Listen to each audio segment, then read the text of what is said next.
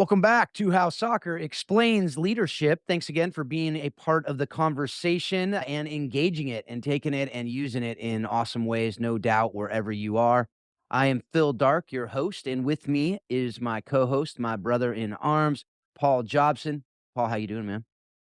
Still doing great. Had another full weekend this weekend. I had the opportunity to go back and work with Solar Soccer Club up in Dallas. They put together an ID event for their club, and great event, great talent, of course, in that club, and of course attracts coaches from all over the country. All the way up to Cal.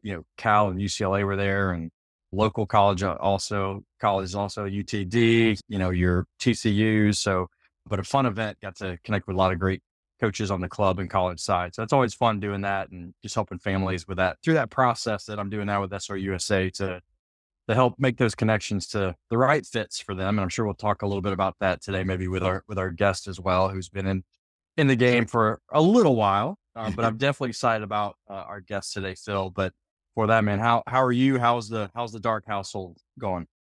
Dark household is crazy as usual. Even though we only have two in the house, I feel like my youngest is the equivalent of three or four. He had a couple state cup games. They won in a shootout in their quarterfinals, I guess. And then he had to have a basketball game right after a soccer game, of course. Had to miss his flag football game because of the PK shootout. Took it a little longer, so he had to miss his flag football. But that's kind of the story of our week. It started on Friday night with Kirsten's game. Unfortunately, we had another loss, but, we're hoping we can pull it together for the last few games, make playoffs, but, just a lot of stuff going on. The big thing, though, I was able to clear out all those boxes that I got from my dad's house of tools and things. I don't know what half the tools do because my dad was the tool guy, but, I figure gotta organize them at least and put them in and hopefully figure out what they do at some point, you know? Just Isn't that figure it kinda how it out, goes? man. Just start Yeah, playing with them and just exactly. figure out what they do. And, as long as there's nothing explosive, you should be okay. It's pretty much it's like coaching, right? You got these tools in the toolbox. You're not sure what they do until you figure it out on the field, and then you can put it together and figure out, how to use these Yeah, things the Phil, I best. just got a bad image of finding some YouTube video of you doing something crazy with a tool. Like you see those workout videos where you see people on workout benches doing things. You're like, how did they even come up with that idea on that workout bench? That's gonna be you with like a skill Yeah. saw or something. I don't know. Well, I don't know if I'm gonna mess with the skill sauce, but, that is how creativity creates new things. That's how new things happen, so you never know. You never know what's gonna happen. Anyway, today, we have a great guest, as you talked about. This is a man who paved the way for you at Baylor before you and Marcy were able to do what you did there, founded the program there, has been working with the Nigeria women's national team, at the Pitt Panthers, being working there as well. We got Randy Waldrum. Randy, how you doing? I'm doing great. Thank you guys so much for having me. And I had to get a laugh out of listening to you guys talk about the tools. I barely know what a screwdriver does. So yeah, I just call somebody. So so I can relate. Yeah, I can relate. But no, thank you for having me and great to see you guys again and appreciate you having me on.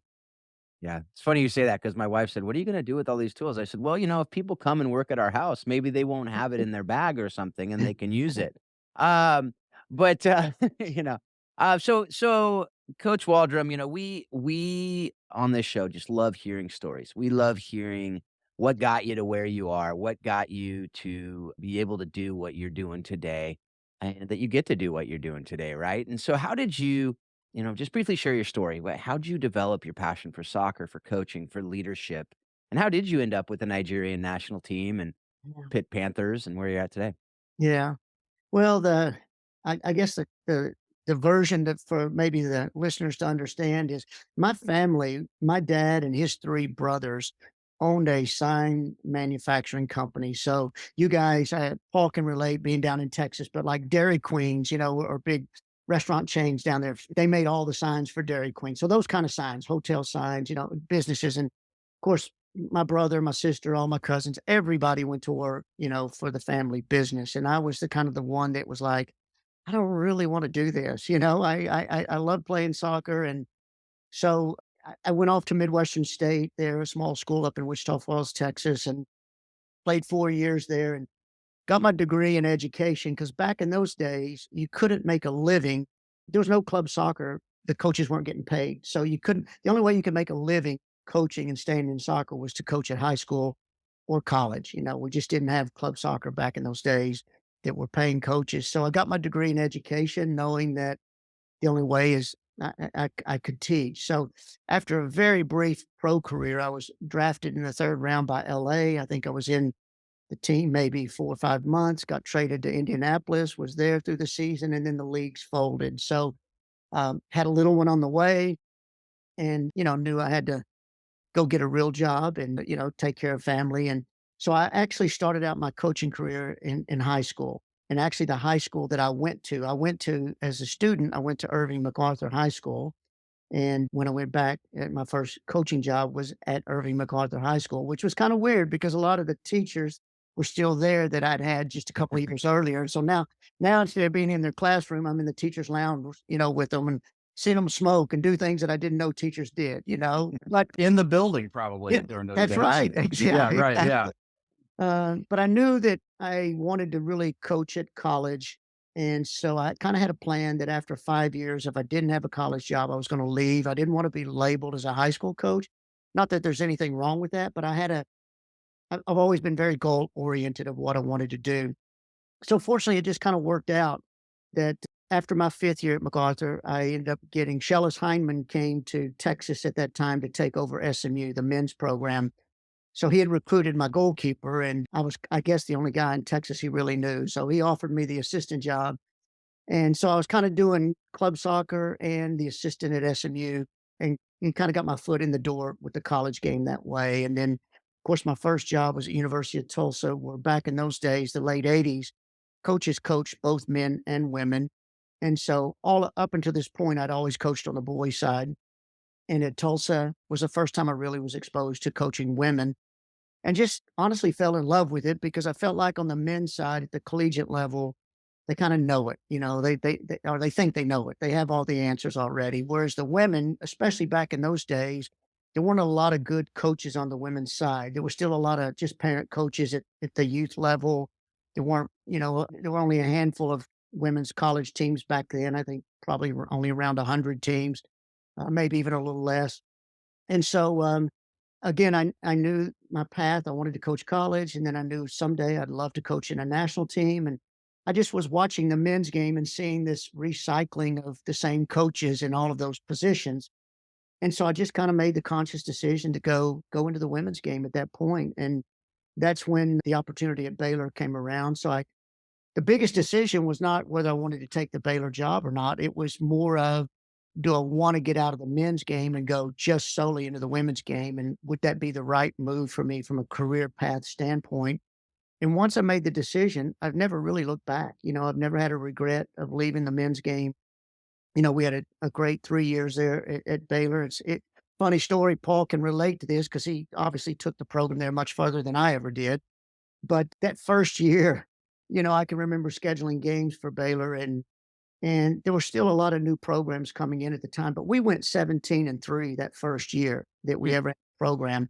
Now, I was smart enough not to overschedule in the non-conference, and I knew that back then A&M and Nebraska were the two kind of powerhouses in the conference, and that's the two teams we lost to. And I can remember sitting around a television and all the girls on selection day thinking that we were going to get in, and I knew I'd had enough experience to know we weren't getting in. We didn't have a significant win and we didn't have the strength of schedule to get in, but I always kind of laugh about that because they just believe, they just, as every game went by, we won more and more as a first year program. They really started to believe that we were that good. In fact, we played Nebraska. I think they were third or fourth in the country. I think we only lost 2-1. A&M, we lost 5-4 in the Big 12 tournament in overtime. Although I won't tell you, we had a 4-1 lead in that game. We ended up losing 5-4. We don't talk about that, but, No. that's kinda how I got the ball rolling, and then an interesting thing that you may find interesting is coming from Texas, being born and raised there, I grew up you either kinda grew up an Aggie fan or a Longhorn fan, and back then, because of football, I grew up a Longhorn fan, so Texas was always kinda my dream job. And after the third year at Baylor, that job came open, and the two finalists were myself and Chris Petroselli, and he had just a year or two earlier won a national championship at Notre Dame, and they were one of the top two teams in the country. And I'm thinking, I've got this Texas job because he's not leaving Notre Dame for Texas. And sure enough, he left Notre Dame for Texas. And as fate would have it, Notre Dame called 2 or 3 days later, and I ended up taking the Notre Dame job, and it ended up being the best.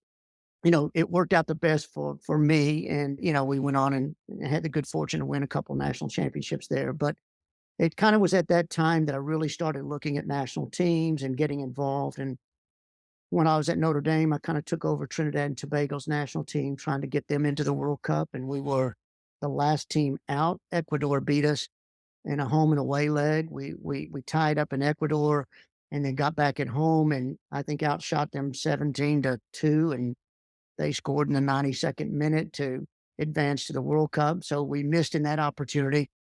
And then I guess, really long story short, I left Notre Dame, kind of went into the pros, with the Dash for 3 years. And then after they let me go, I ended up coming back to the college game. And that's kind of how I got back to Pitt. But you ask about Nigeria, and that's really a really interesting thing, is because when I was in between jobs between Houston and Pitt, and I was just kind of looking what was going to be my next move in life. My phone one day in September just of 2018 just started blowing up, and people going like, "Congratulations, congratulations!" I'm going, "For what?" And then they're going, "Well, you just got named Nigeria's new national team coach." Well, I had never spoken to Nigerian at all. In fact, the only reason that there was a conversation was Sunil Gulati had called about a month earlier and said, "Would you be interested in the Nigeria job?" And of course, I was in between jobs, and I was like, "Sure, I'd be interested." And that's all. I never spoke to Nigeria, but they announced it. It was in the papers. Everything came out. So from September to late November, early December, I'm trying to reach the federation going, "Well, if I'm your coach, we probably ought to discuss a contract and the terms and all of that kind of thing." And I could never get an answer. And so the Pitt job came open, and I took it, and I let Nigeria know that, "Hey, I'm taking another job. I haven't heard from you." Of course, then they started writing, going, "Oh, well, please, we've already got you a place. We got you, an apartment, everything's set. Don't take the Pitt job." And I said, "No, it's too late." So they ended up in that time hiring Thomas Dinnerby from Sweden, and he took them through the 2019 World Cup, and then he left again in 2020, I believe, during the Olympic qualifications. So they called me back and asked me if I would do it. And I said the only way I would do it is if I could keep my job at Pitt. I knew Nigeria and the lack of resources and, no insurance. And I wasn't going to live in Nigeria and all the things that I knew were issues there. I said that would be the only way I would do it. And so that's kind of how that came to being. I think they went ahead and announced it again the second time before we ever got a contract done. So they couldn't really come back and say no to me on the Pitt situation because they had already announced it 2 different times before they did their due diligence. But that's kinda how I got into that. That really all came about through Sunil Gulati. That's fantastic. I don't know how many people get a national team job without applying for it. That's That's amazing. right. That is incredible. I love it. I love it. And we'll get into that run you guys were able to have and all the exciting things that have happened there here in a little bit. But there's one other thing I wanna mention because I know I'm part of it, and I hope other people are getting to be, but you have a Telegram group. Telegram's this relatively new thing. It's like Paul and I got on Clubhouse for the month and a half that it was a really big thing in the soccer community. I know it's still a thing, it's just not nearly as big. But can you just talk a little bit about that? What's the desire for that? Why'd you start this thing? It's not like you don't have anything going on right now. So it's, what would kinda incite you to do that? And then, is it part of something bigger you got going on? Or is it just something you wanted to do for fun on the side? No, you know what I've always enjoyed doing is I was really lucky as a younger coach back in the day of having some really good mentors in my life, a Shellis Heineman, Bob Gansler, a Mooch Meyernick before he passed away. And, I could go on down the list. My high school coach, Simon Sanchez, before he passed away, was probably responsible for the passion that I had for the game. So I was really lucky in that regard. And then I've spent probably 15 to 18 years with US Soccer as a staff coach for coaching education. So I love teaching the coaching courses and that kind of thing. And so I've always liked that piece of it, coaching education and kind of mentoring and helping, when I can. So I just over the years, I've just had a lot of coaches reach out, like I'm sure you guys have as well, and asked opinions on things and how do you do this or how do you do that. And so I just thought, you know what, uh, it's a good way to start this coaches community, especially in today's world where coaching education has gotten so expensive. And of course, back when we went through our license program, you're there for a week or 2 weeks, or 10 days or whatever. Now, of course, the license are over a year and quite expensive. So I just thought there was still a need to give back to the game that way with young coaches who might not have the money or the wherewithal to go through coaching education at this point, but that we could get on this coaching community and share some ideas. And we've really just got it cranked up. It's just in the last few days have some people started to discuss and throw some practices in and some ideas about it. But I'm trying to share a couple of practices or videos or things each week.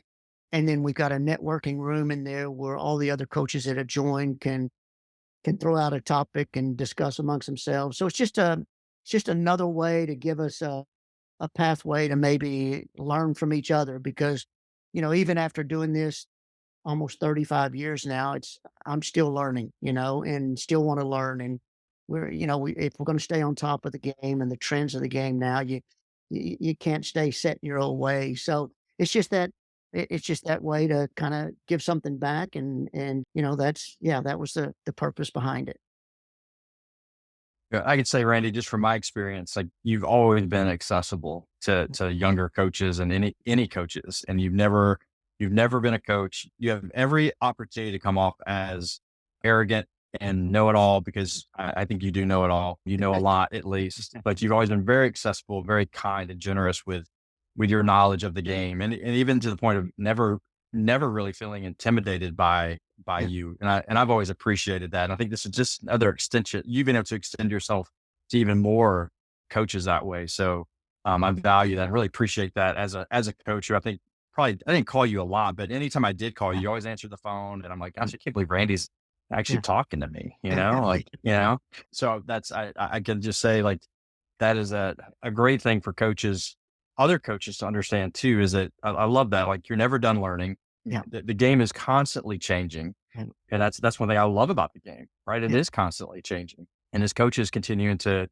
rediscover kind of yourself at times, but also you taught me one time, like, hey, just always be true to who you are. Yeah. Never, and you told me one time I was going never make excuses for that. And that stuck with me for Yeah. years. So I love that you're Yeah. continuing to do that in other avenues. No, I appreciate you saying that, and I do think there's a lot of young coaches out there. I just feel like I was fortunate to have some good people in my life, and if I can help one person do one thing better, I think then we're making the game better, and that's what we're all in it for. I had the unfortunate opportunity to have to go back to Tulsa last week for one of my former players passed away, and Yeah. so I went back to his funeral, but kind of in line with what we're talking about and always learning. When I saw a lot of my players, and these were my men's players from back in my early days at Tulsa. And when I saw all those guys, I just said, "Hey guys, I have to apologize." And they're like, "For what?" And I go, "How bad of a coach I was back then." I said, before I knew anything about sports science, we ran those 15-30s with no rest, 15 up, 30 back, and then go again. I said, I thought if I made you guys puke or pass out, we had a good day. I said, I just, Yeah. I didn't know, and so we do all learn and still learning. And as you said, the game's changing, so you've got to stay on top of it. Yeah. And water was for wimps, right? I mean, you Yeah, needed a drink exactly. of water. Yeah. You didn't need a break. Yeah. Oh, that's awesome. Randy, through your career, obviously, and just everything you're doing and have done, I mean, there's got to be something that you can always come back to. Like, and we love hearing people's different stories on this. But what would you say is your why? Like, what makes you do what you do? Why do you do what you do? Yeah. Well, I think my why, honestly, Paul, has changed over the years, and I've got to be real honest about that. Hmm. When I started coaching, it was all about just trying to be a successful coach, and that meant winning games. So you're hyper focused on just winning. How do I make the team better? How can I win games? because I didn't have that maturity to understand as a young coach that there's more to it than just winning games. And I think as we all get older, we realize now the winning is important because we have to keep our jobs and those kind of things. I mean, we get what we're in this for. But I think we've all, as we've gotten older, learned to appreciate how we're changing these players' lives, and how we can maybe have an influence, even if it's a small piece, into a player's life and their development. So I get as much satisfaction now seeing our former players go off, get married, have kids. I've got the player that passed away, ironically, was David Gordon that played for me at Tulsa, and his daughter Ashton played for me the last 2 years here at Pitt, and we've just hired her as our assistant coach. So stories like that where you see the players go off and have a successful life, and some stayed in the game and some don't. So I think the why is for me just to try to create an environment where we can get the most out of the player that we possibly feel like we can, and that player can achieve the goals that they hope they reach. But at the end of the day, that they come out of this with a better understanding about life in general and what it takes to be, a good person and lead a productive life and to do things the right way. And so my why has changed over the years, and as we gotten older and a little bit more mature. So I'm happy to say it's changed over the years. I was probably in it for the wrong reasons early. It was my fix because I wasn't playing anymore. So it's like, okay, I get my competitive fix by coaching and winning games. And that's the way I thought you were always measured, is just by wins and losses. And I've just learned that that's not the case. Yeah.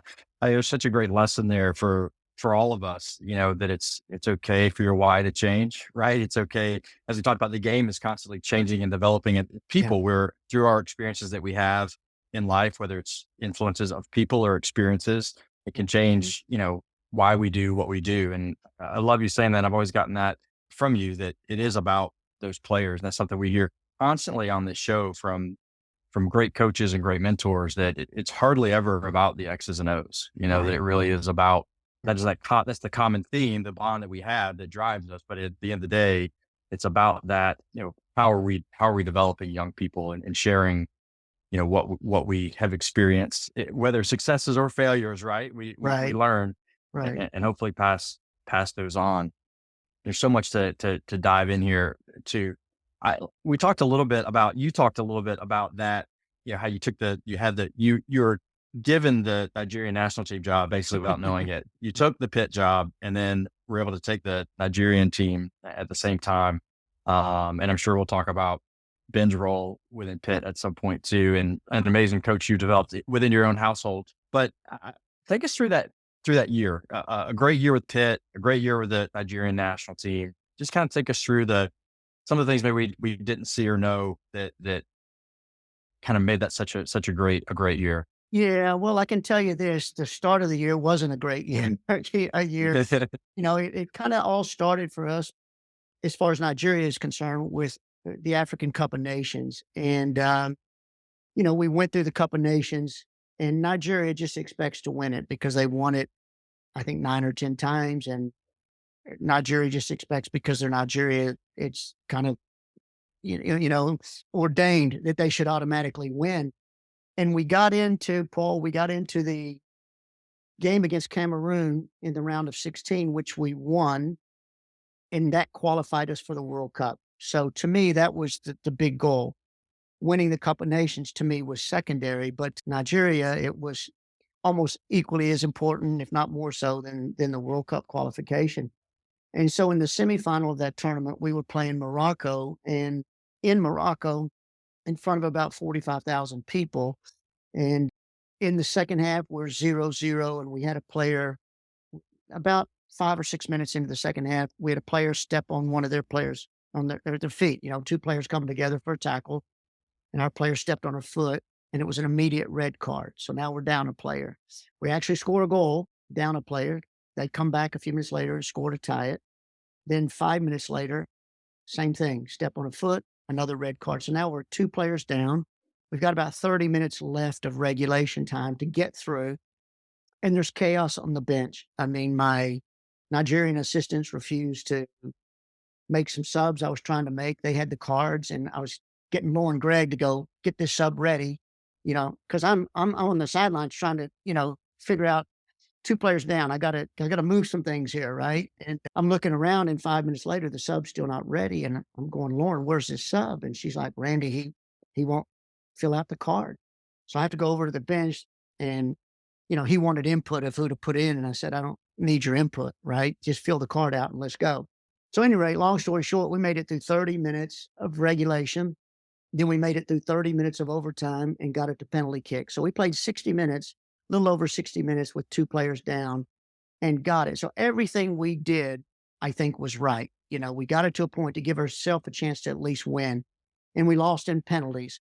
So at the end of the game, there was a bit of a confrontation with he and I afterwards because he had not done what I told him to do, and then our players boycotted and wouldn't come out of their rooms for the next 2 days because we still had to play a third place match, and because they hadn't been paid. So they boycotted and wouldn't come out of their room. Long story short, the federation comes in and brings a little bit of money for them and appeases them, and so we play the third place match the next day, but we hadn't done any recovery training after playing all that time, 2 players down. Didn't do any preparations for Zambia, and we ended up losing the game 1-0. Probably could have and should have won by 5. We just couldn't put the ball in the net.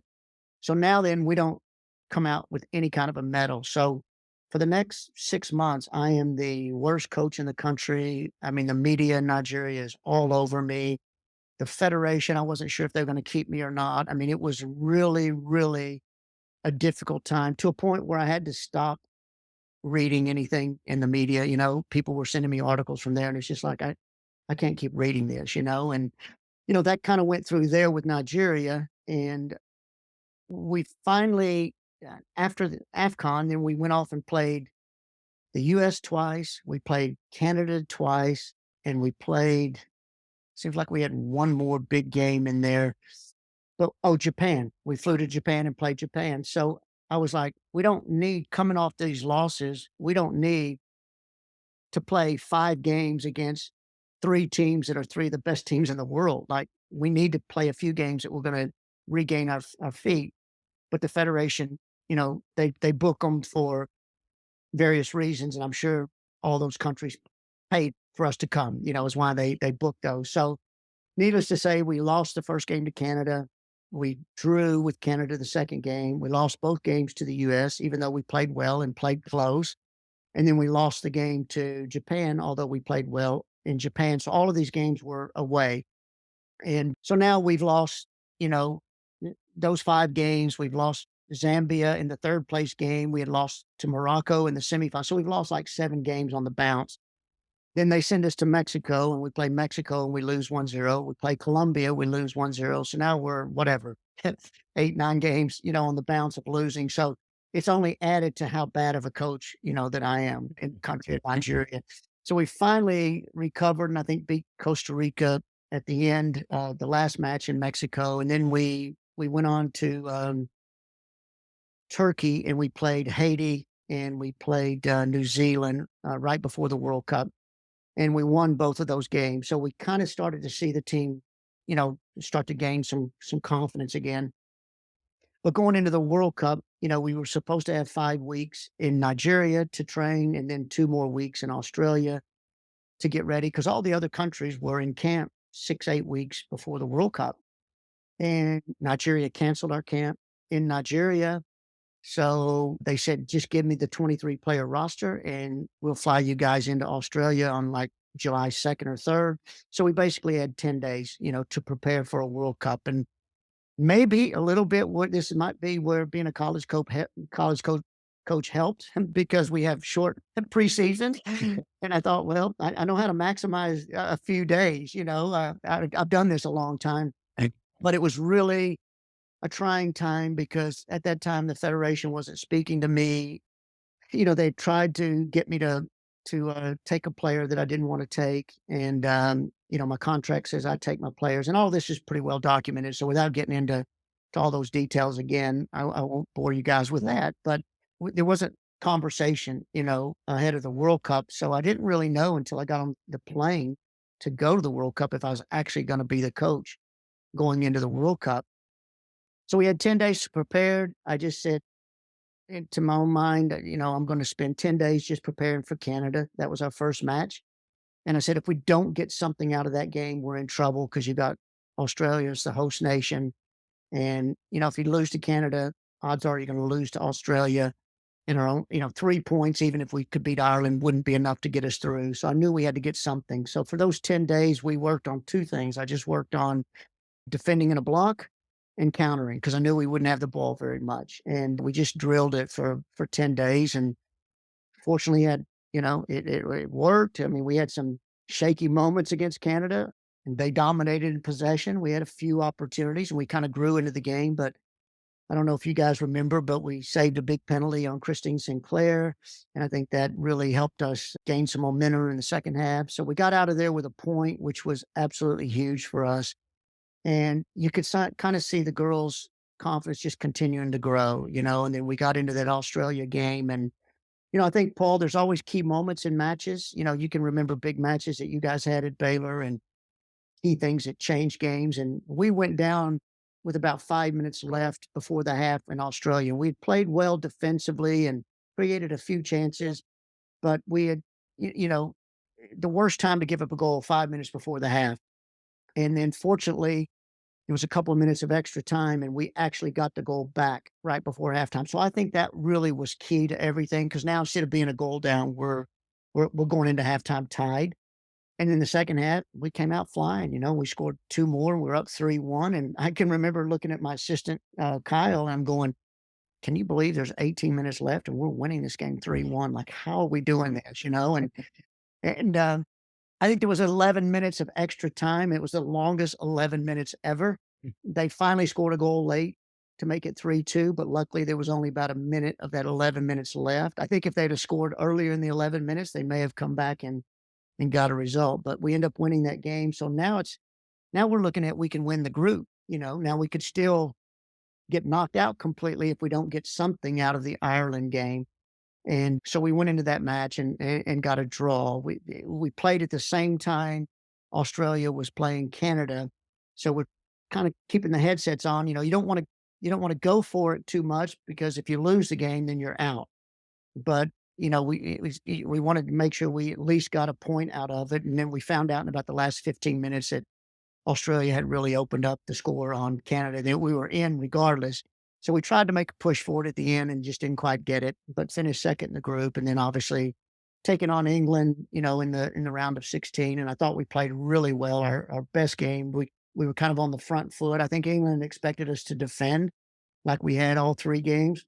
And we decided to go at them a little bit, and I think it really worked. And, we took that game into penalty kick. So really, really proud of the job they did. It's the best results Nigeria have ever had in the World Cup, and to think that we could do that in 10 days was a pretty special group of players to be able to do that. But all the while we're doing that, Ben is back here at home getting Pitt ready for a big season. And, we came into this in 2018 to a program that had two winning seasons in 22 years. In fact, you'll appreciate this, Paul. The first game I had at Baylor as a brand new program was against Pitt, and they were a brand Oh, new program. Pitt came down to Baylor and played us, and Pitt scored right off the bat and went up one. And I'm thinking, because you don't know what you have, it's a brand new program, and right. I'm going, "This could be a long season," and we end up winning 8-1 against Pitt. But Pitt was just really in a bad, bad place when we took it over in 2018. So the last 3 years, we'd started winning and put together some winning seasons, which they'd never done. And of course, in 2022, got into the NCAA tournament for the first time and made a good run, made it to the Sweet 16. So this year we had high expectations. And look, I had to be honest, I couldn't and I wouldn't have taken on the Nigeria job if I didn't have Ben here because he knows he's basically been running it. I mean, he knows what I want. We think alike. Our game model is we see the game the same way, the way we want to play. And my AD was really good about supporting us on this. She's very good about giving back and community service and that kind of thing. And she understood the importance from a branding standpoint, what this could also do for us from a university standpoint. And So she's been great the whole process, but Ben really made things click. And I think I got back 3 or 4 days deep into preseason when we got things going. But this year we had a great year, even a better year than last year, getting to the Elite Eight. And probably a highlight of that for me was going to Arkansas and beating Arkansas there at their place when they, I think, had 32-game winning streak or something at home. And as you well know, the way they play, it's a very difficult team to play against. They're athletic and strong and direct, but it's funny because Ben had called the coach of Tennessee had called Ben asking about Xavier because they had them in the NCAA tournament. And after they discussed Xavier a little bit, he asked Ben about Arkansas. And Ben said, "You know what? I think if we can play our game, I think we can score 3 goals on them." He goes, "Sure. There's no way you're scoring 3 goals on them." So after the game, I told Ben, I said, "Call him back and tell him he's right. We didn't score three, we scored four, or Right.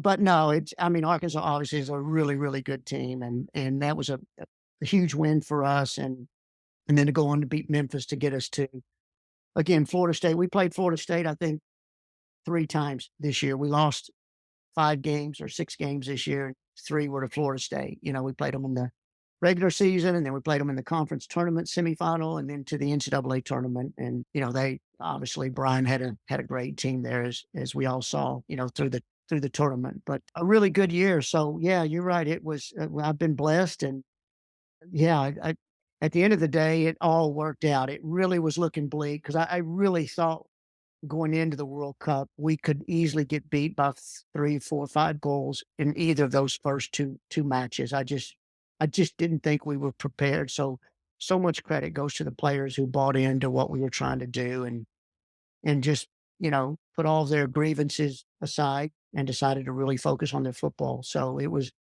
good, and I hope that people around the world got to see how talented the players really are. Well, we were definitely watching as a family, and I just remember just the emotional roller coaster of that, just from our standpoint. Of course, we're Yeah, not in it, right? yeah, But like the emotional roller coaster of all of that, and just being, super excited about, just watching those women play and the passion they had, the belief that they had yeah, that they could do it. And that's what came across to me and Marcia's like, yeah, they, they're not just doing they believe they actually can do yeah, this. yeah. And without that, you really don't have a chance. But No, as a coach and a staff, if you can instill that into them, that you guys obviously did a great job of that. yeah. Another question I was gonna, have you ever lost 8 or 9 games in a row ever in your career when you're going through that stretch with Nigeria? You're like, wait a minute, Um, I don't think I've ever lost that many games in yeah, a you know row. what? I haven't thought about it, but I think you're right. I don't think I ever have. Yeah, I hope I never do again too. But Yeah, that's not fun. That's not fun. But that's not fun. uh, But it was a really tough stretch. But we all get challenged in life different ways. It could be like that, a coach on the field in a bad string of results. It could be something in your personal. I mean, like, we're all challenged with different things in life, and I think you have to learn to be resilient. And as I told you before, stay true to what you believe in and stick to it. And at the end of the day, I've never been one to want to have regrets of how I did something. And so I've always had pretty strong convictions of believing uh, in how I go about trying to do it. And not that I don't change sometimes when I see a better way, but I think you've really got to, really stay true to who you are and believe in what you believe in. And I think, however people view it in my life, my faith's important to me. So I think God's got a plan for me, and it works the way it's supposed to work out in the end. yeah, I love that. Yeah, Randy, I was thinking as we were talking through some of this, I kind of put it together in my mind, and I think this would be beneficial for me and beneficial, I think, for some of our coaches. You've had the opportunity you started a program from Mhm. scratch at Baylor. Yeah. You went to Notre Dame and took over a program that had just won a national championship. Yeah. So you're trying to implement, like, really, really a young coach who Yeah. had 3 years at a Division I institution and then taking over a national championship program, and then going on, obviously, and leading that to other national championships. And then you had the opportunity to rebuild a struggling program after 20 years of not Yeah. having success. Those are all pretty unique situations Yeah. that a coach has. How do you, I mean, Can you kind of put that summarize in one, maybe just goes back to you doing things the way you know how to do it, and none of that really mattered. I don't know, but Yeah. can you kind of put that together for me? Well, they're all three a little different because for me, Baylor was fun building from scratch. We didn't have anything. There was a club team there, but Yeah. there was never a varsity team. So I think only one or two of the club players actually made our roster for the fall.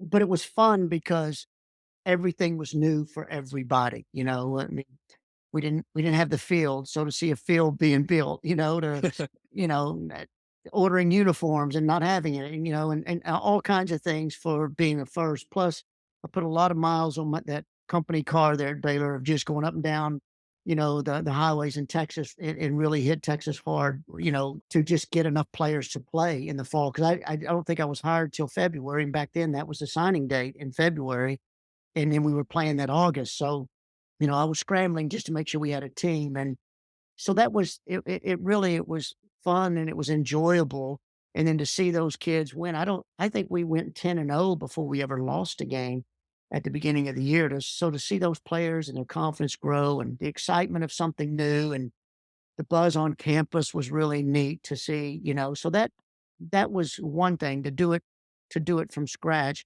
And the thing I loved about that is I could build it my way, with my players. And so that had its own unique sets of challenges, of course.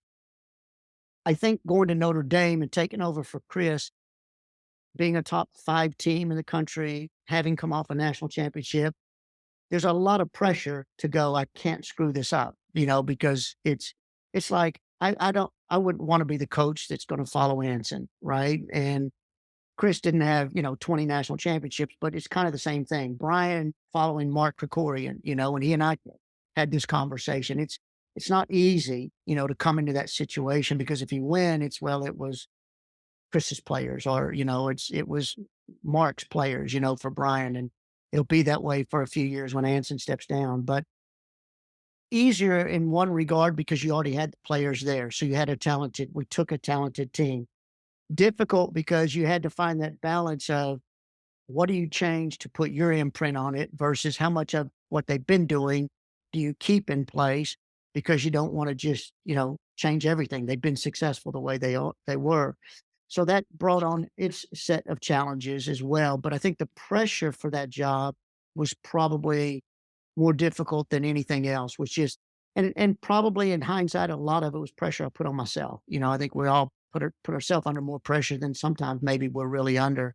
But I just had uh, I had this burning feeling that I can't fail. I have to make sure stays good.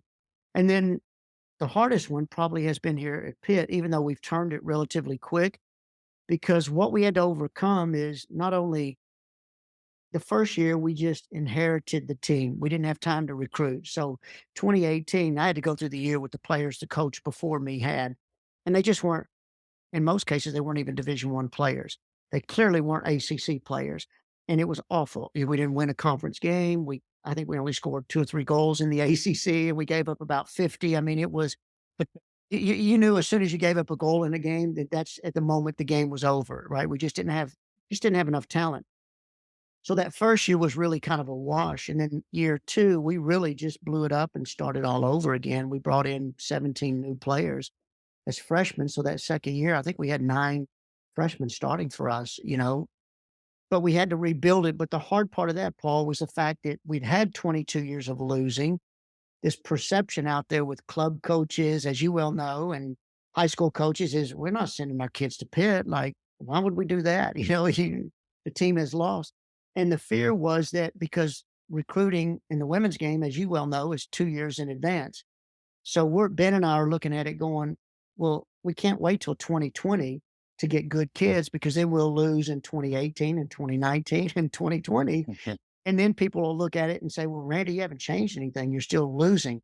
So we knew we had to change things quick. So we did go the international route and grab some Canadians. And I think we brought in an Icelandic player and had a player from Spain. And, so I think we had a German player enter last year. So we kind of went that route to help us kind of start to win a little bit quicker.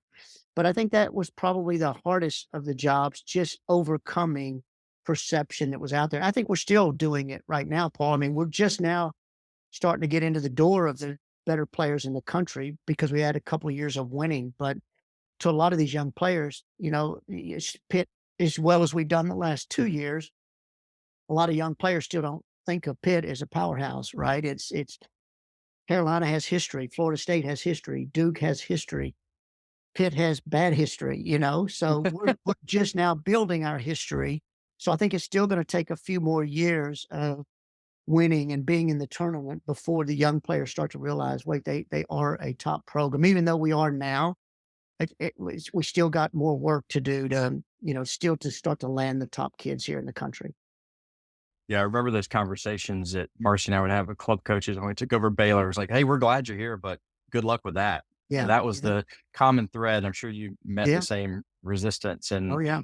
you, differently than us, you bring in a reputation of success to Pitt that Marcy and I were still newbies on the Right. block. So there's Yeah. a difference there. But through all of that, Randy, I mean, this show is obviously about, leadership in soccer. Like through those challenges, like what leadership lessons do you feel like you learned kind of through your career that you could pass on to some of our younger coaches? Yeah. I think the biggest thing for me, I think, is everywhere I've gone, I've had a really good picture in my mind of how I think the game should be played, what I think it should look like.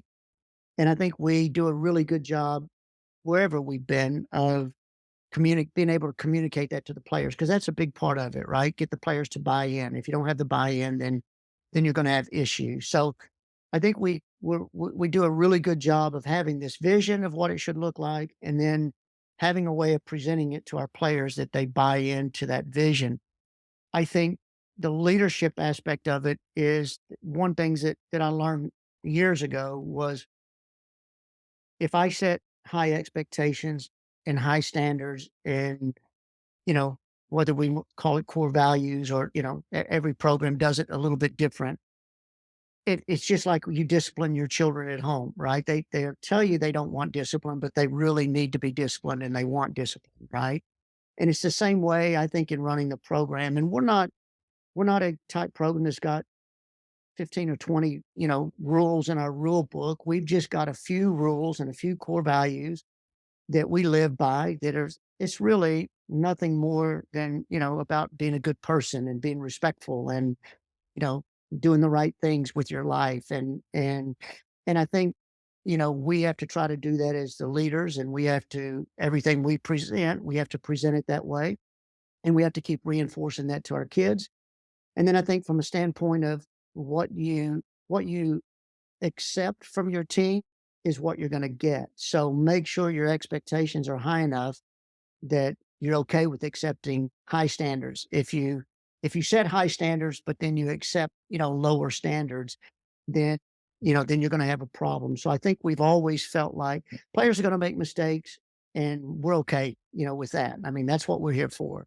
We understand that, but there's doesn't give them an excuse for not putting the effort in and not putting the work in and not living their life away from the field and the expectations that we have with the way they treat people. And the biggest thing I get a kick out of, we went to West Virginia for a preseason game, I think this year, and stayed at a hotel. And, we're eating breakfast in the hotel, and the lady just came in and said, "Are you guys the coaches?" And we're like, "Yeah, we're the coaches." And he goes, "I just want to tell you, we had Ohio State in here a couple weeks ago. They did like $13,000 worth of damage to the hotel. Like, your women have been such a pleasure to be here. They pick up after themselves. They do things like those are the kind of things. And I know you had those kind of kids, at Baylor. So those kind of things make you realize that you are making a difference, that you have set some standards that they just do it. It's not punishment. It's just the way we do things. And I think that's kind of from a leadership standpoint we could do a whole podcast on leadership, couldn't we? But those are some things I think it starts from is just setting your standards and your expectations, whether that means on the field, off the field, both, however. And we kind of do that with our whole program. We just have a set of core values or expectations that we just feel like are extremely important to be successful. And we constantly are reinforcing those. Yeah. I think Yeah, once you do they're I think once you do that too, what you end up developing is a group of players who become your leaders that deal with a lot of those things. Then you don't have to always be the bad guy. So a lot of those things are dealt with by players that there's probably things that have happened that we don't know about and probably don't need to know about, but it's been handled in the locker room. So it brings great leadership with the players. So I think if you talk to any of our players, I don't think they would tell you that we're dictators and that it's my way or the highway kind of thing. I think they're fully engaged in this is all our program and this is the way we do things. It's not Randy's program. It's not Ben's program. It's our program. And it's getting that buy-in to those expectations that I think become really, really important. Yeah, there's so much there. Like you said, we could probably do a whole semester on just that last answer and all the leadership lessons that come out of it. I know even just talking about the Notre Dame job when you went there, and that's so important for a lot of people who follow, whether it's following a founder or following someone who's very successful, to have that. How do you continue the vision and put your stamp on it and have it not be just a vision that isn't yours, Yeah. because you're the leader. So Yeah. you need to put that on at some level. I know that's what it was like when I took over a nonprofit. I once shared the vision and someone looked at me, and a friend of mine who does leadership development stuff, and he says, "That sounds like someone else's vision." Yeah. Yeah. You really need to take a minute. And that's such a huge lesson, that how do you know that until you do it? Yeah. Right? Yeah. And as you said, founding, that's a whole different set. Coming into a rebuild, that's a whole different set, and so you Yeah. can't just say, "Well, I'm a leader, I'm gonna do this the exact same way I've always done it," because that doesn't work, Yeah. right? Yeah. When you go into the Nigeria situation, that's Exactly. a whole different situation Yeah. from everything else you've done, and I love that, and that's so critical, as you said, though, to still have those core values. Yeah. That is who you are, as you talked earlier about being a man of faith, having that Yeah. drive who you are and what you do, and how that comes in. All that comes in, that you say, "We're gonna bring this to it," but it's nuanced. You can't just say, Yeah. "This is the silver bullet that works everywhere." I love that. Yeah. Love that, all that you just talked about there. So, there's another little thing I wanna just say. I'm a Manchester United guy, and you said on your podcast, or on your podcast, this is a Yeah. podcast, you said Yeah. on the website of Pitt that, if there's one of the people, there's a couple other people on there too. One of the people you'd love to have dinner with is Sir Alex Ferguson. So I'd be curious, that I would too. That would be great. That would be an Yeah. incredible dinner. But what would be one of the first things you'd wanna ask him? And why that question? Why those questions? Yeah. First of all, I'd probably be so starstruck I couldn't even speak. And I got the chance to sit down with him.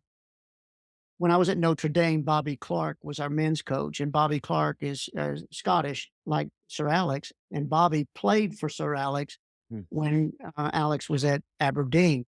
So mhm, Bobby knew him well, and we always would do a high school or a club and high school spring clinic for coaches to come in, and we'd bring in guest clinicians. So for years, we were trying to get Sir Alex to come in. Of course, he's in the middle of the United season in the spring, mm, so he could never come. Of course, the year I left Notre Dame, he had just retired and he came to Notre Dame. So I will say Bobby at least got him to autograph a book to me, to Randy, nice.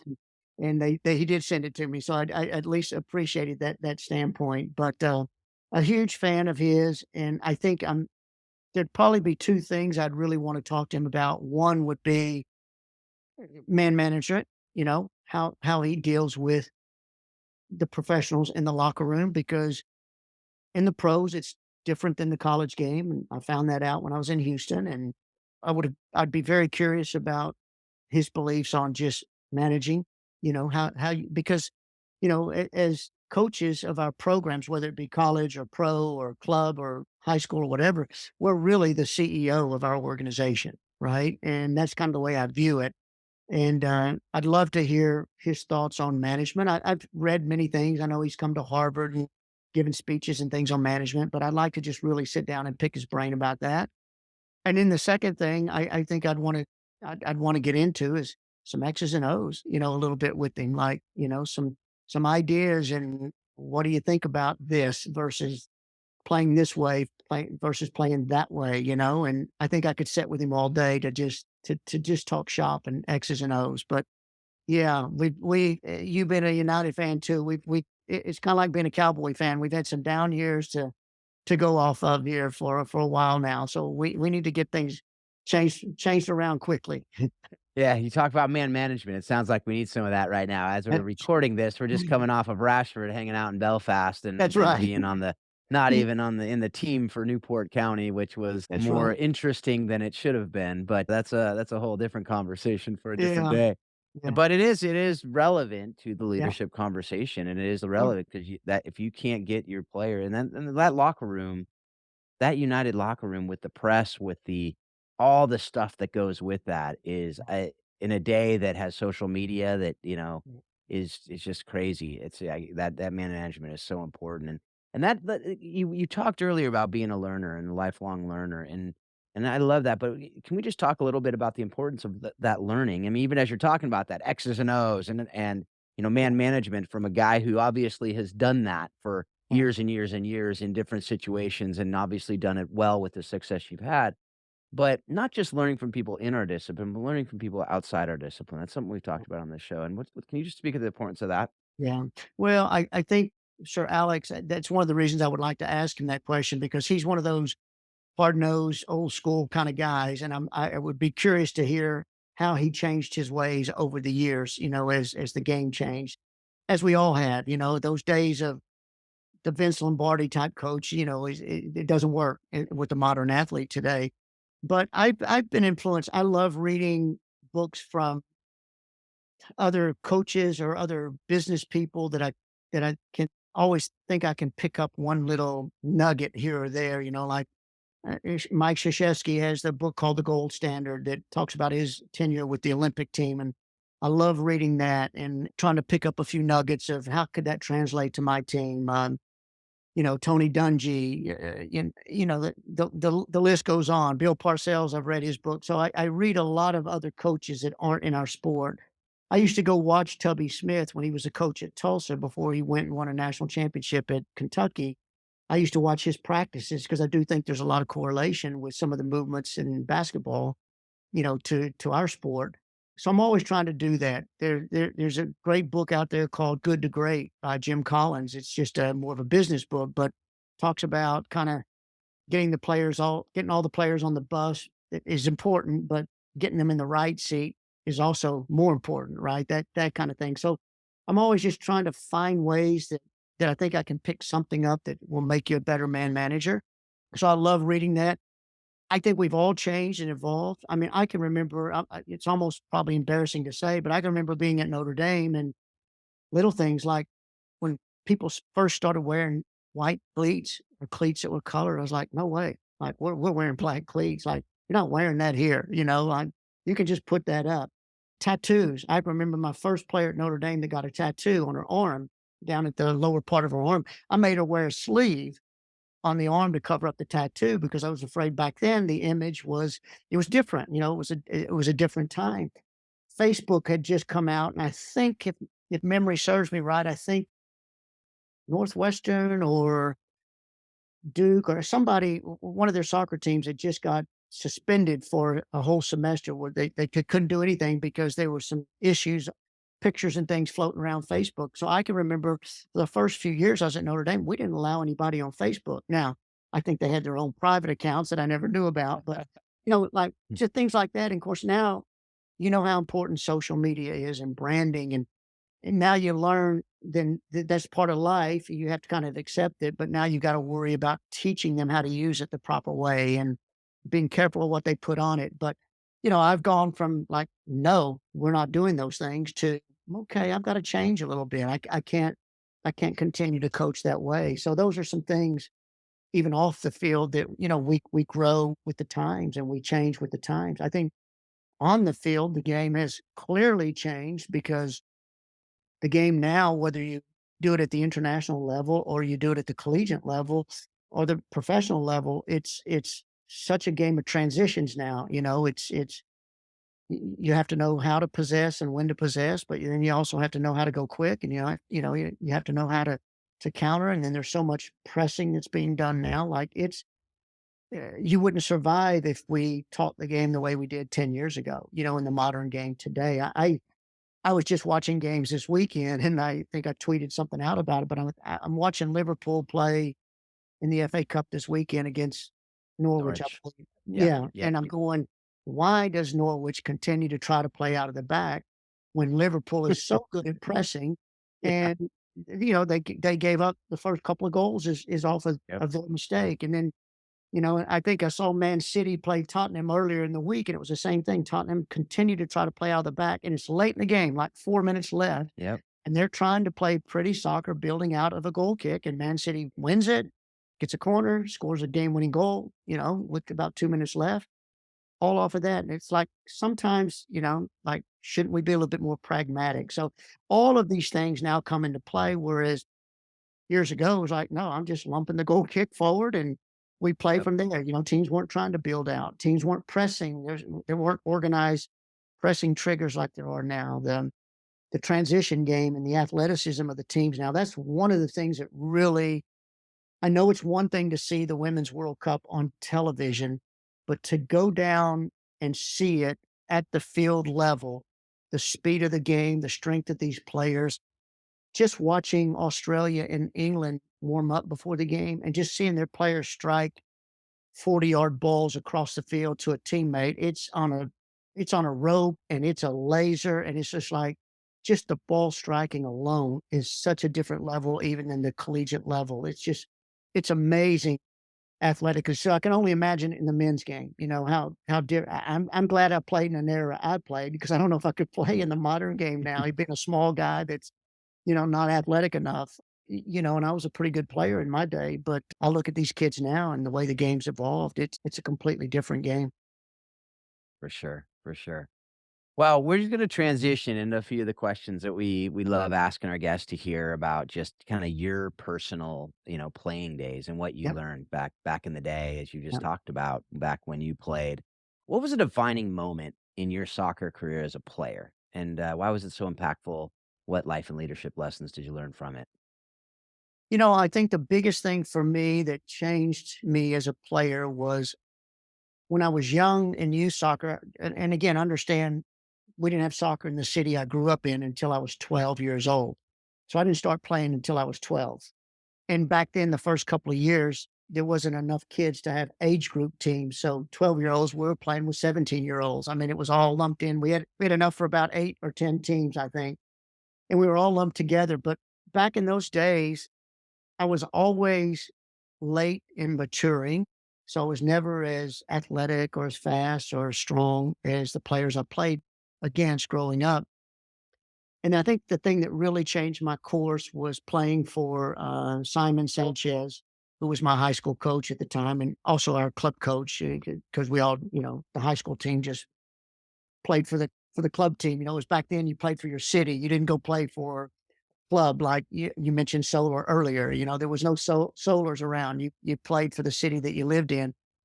And he was a former pro player out of Mexico, and he just really gave me the passion for the game and the drive to get better and the confidence. And I think that's such a big thing as coaches is developing players. It's not always about the talent piece of it, right? And the skills piece. I mean, that's a huge piece of it.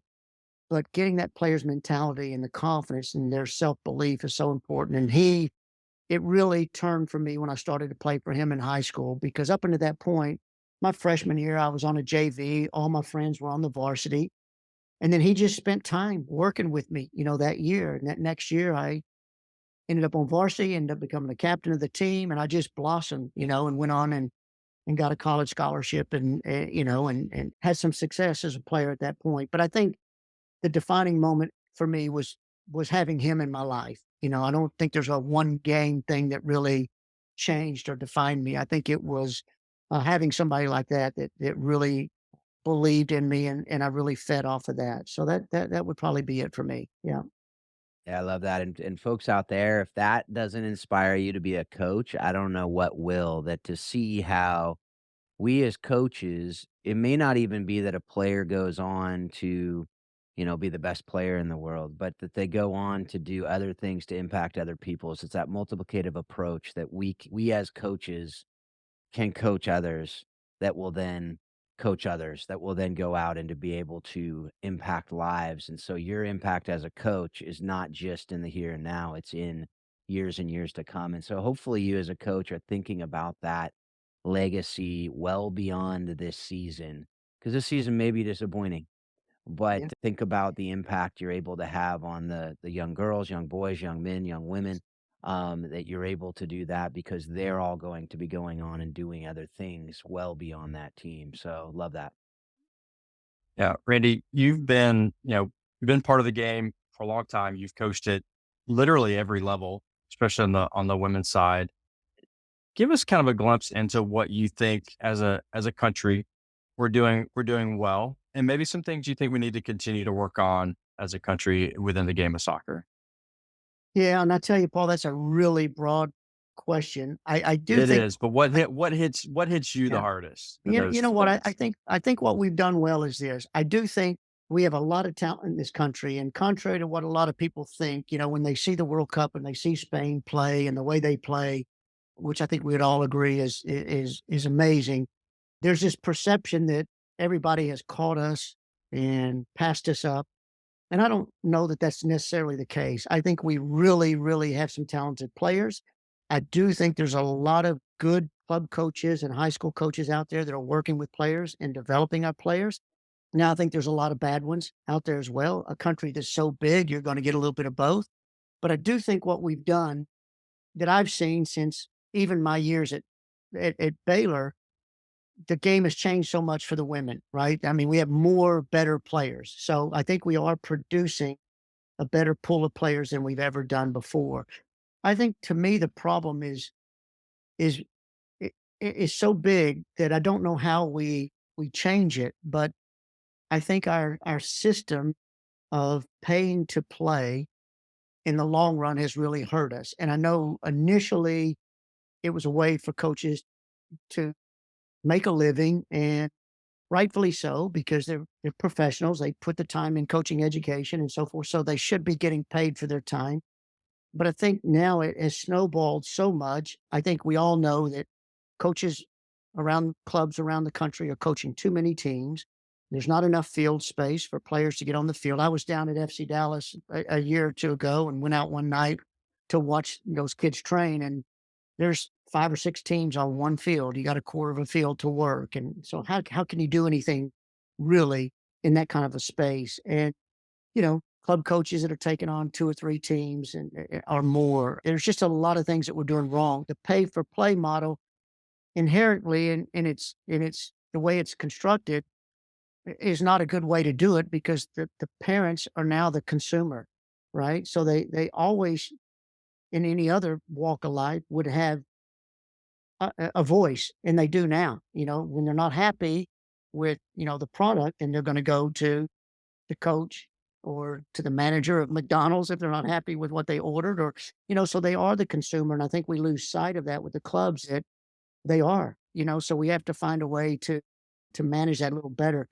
So I don't know how we roll that back, I mean, short of sponsors coming in and starting to develop academies that are true academies, like more so like they are in Europe.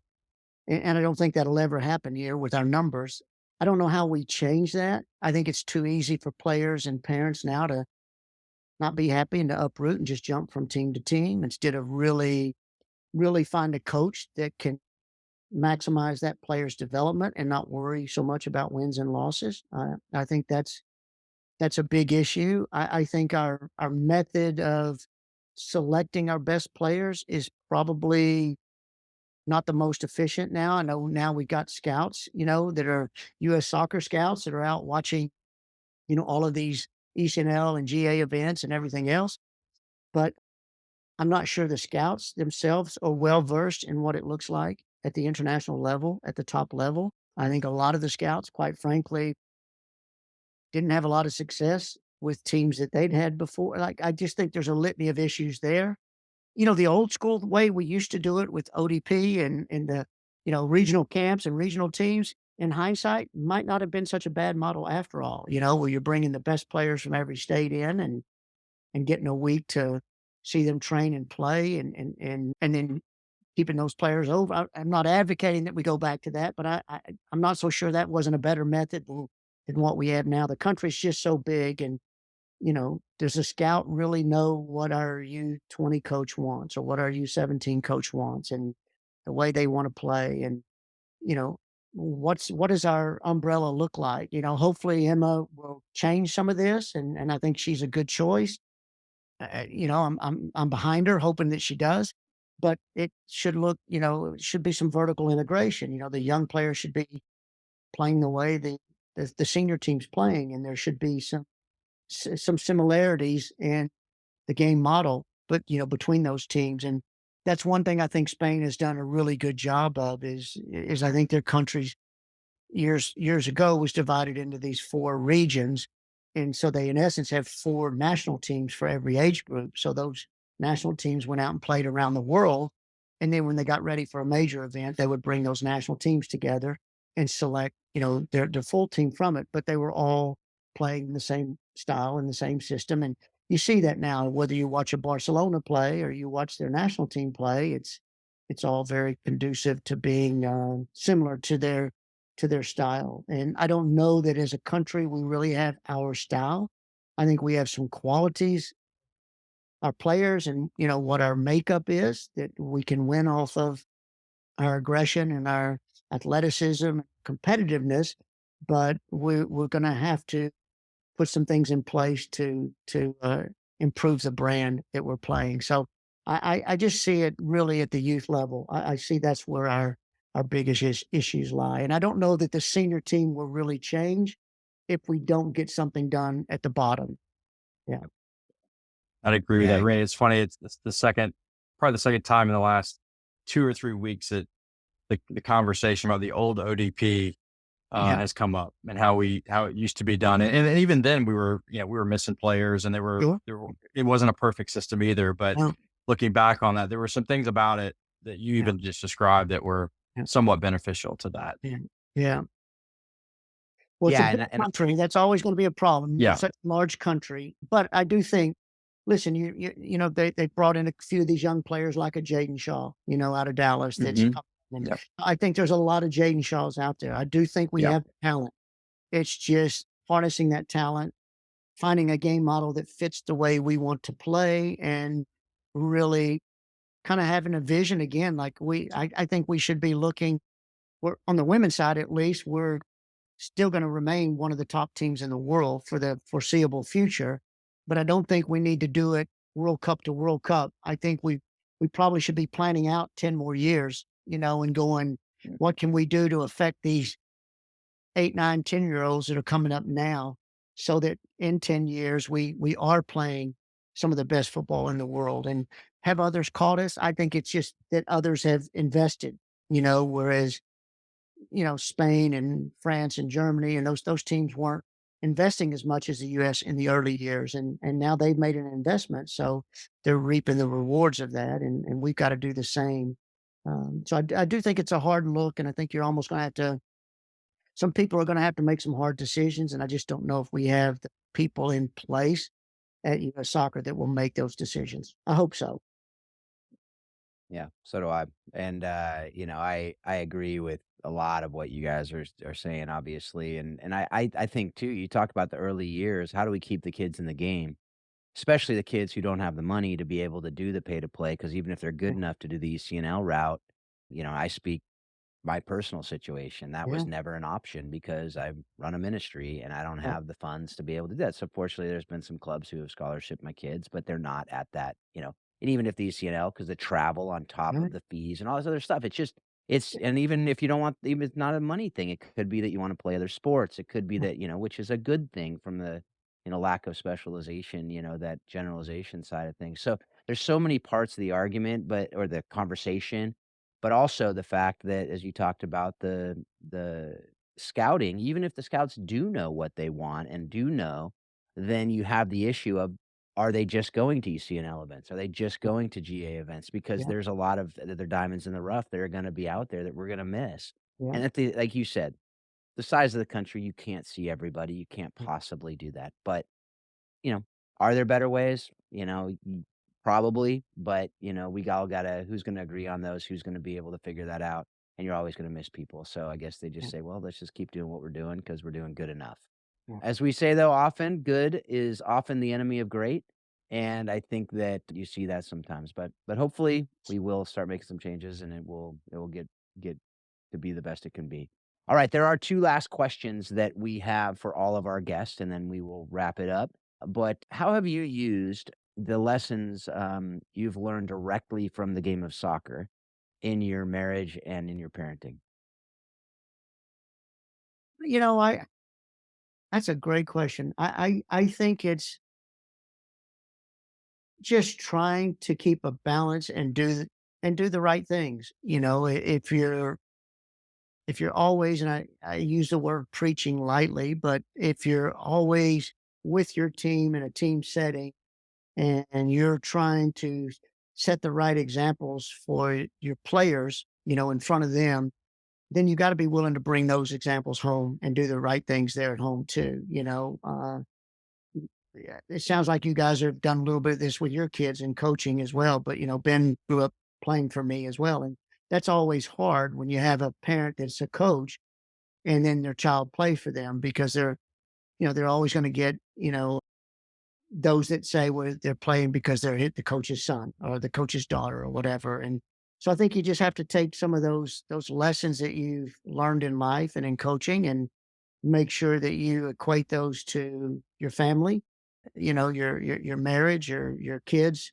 because I do think sport teaches a lot of great life lessons. You have to learn to communicate. You have to learn to listen. You have to learn to be present and to take advantage of the time that you have, just like you do when you're with your teams. If you're not a good communicator, then I think you're going to have a really difficult time being a good coach. And it's the same way at home. You can't turn that switch off when you go home. So I think it's all about, to me, the biggest thing is just do the right thing, just live the life the right way. And I was really lucky that I grew up in a family that, of course, I grew up at a different time. So my dad was a really, really strict disciplinarian.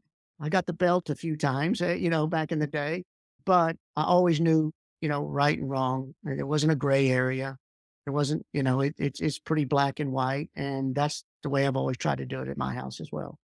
Not the belt part, but the black and white part. Yeah. Yeah. We'll get with Ben on that and That's ask the right. true Yeah. story behind that. Okay, Yeah. Yeah. Exactly. uh, Exactly. yeah, I laugh. My kids are young to where like a few of my young ones aren't even sure that I even know anything about soccer or their mom for that Yeah. fact. So it's kind of Yeah. like, okay, yeah, just go listen to your recreational coach who played basketball in high school. They'll get That's you under right. control, bro. So Randy, last because you've already talked about being a reader, how you like to read other coaches, which I think is some fantastic advice that I learned a lot from other coaches and other sports and disciplines.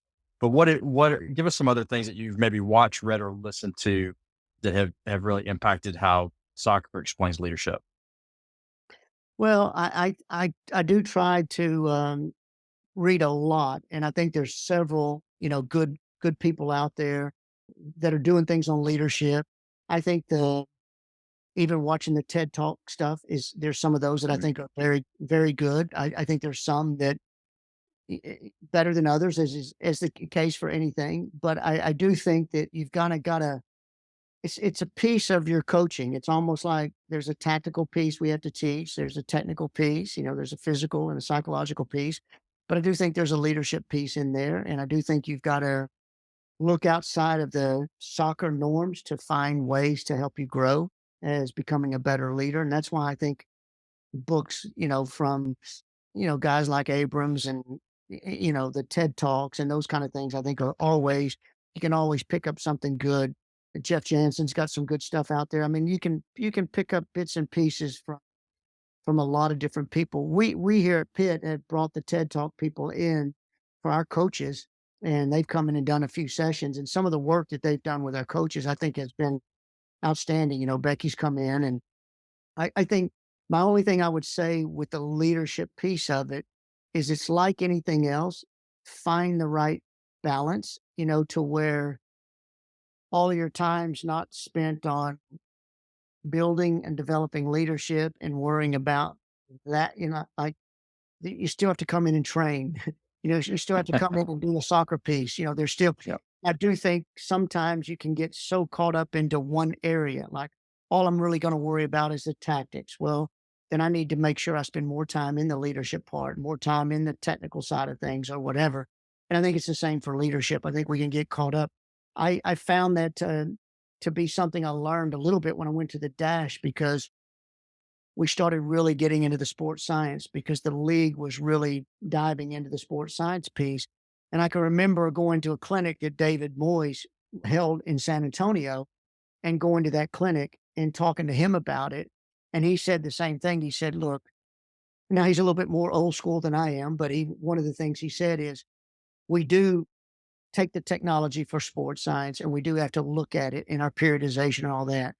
He said, but at some point in time, someday you just got to get on the line and do some work. There's sometimes you just got to look at your team and say, maybe the sports science is telling me not to do this, but I need it from the mental side of it where they got to learn to grind through some hard work. And I think that's the same thing I would say sports science, whether it's that, whether it's leadership or whatever. I do think it's a part that we have to utilize and grow and add that to our layers of tools that we have as a coach. But I don't think it can be the be all and the end all. I think it's just one of the layers that we need to continue to put in place.